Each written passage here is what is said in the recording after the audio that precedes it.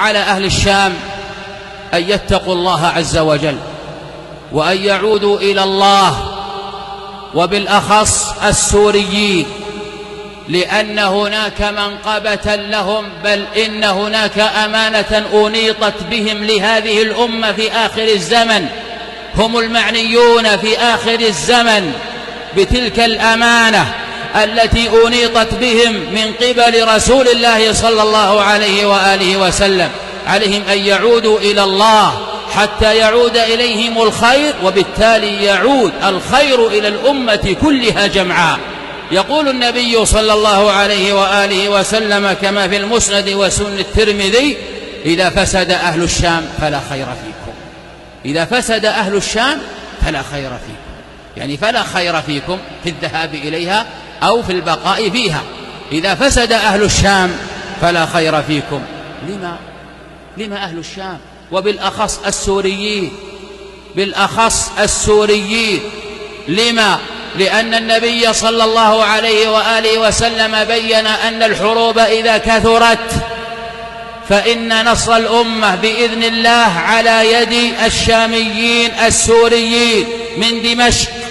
يقول النبي صلى الله عليه وآله وسلم كما عند ابن ماجه من حديث أبي هريرة رضي الله عنه: إذا وقعت الملاحم، يعني الحروب، إذا وقعت الملاحم بعث الله من دمشق بعثا من الموالي، أكرم العرب فرسانا وأجودهم سلاحا، يؤيد الله بهم الدين.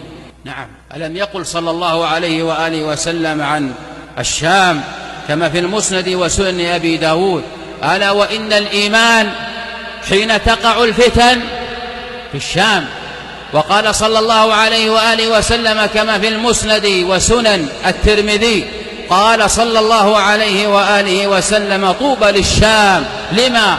لأن أجنحة الملائكة باسطة عليها.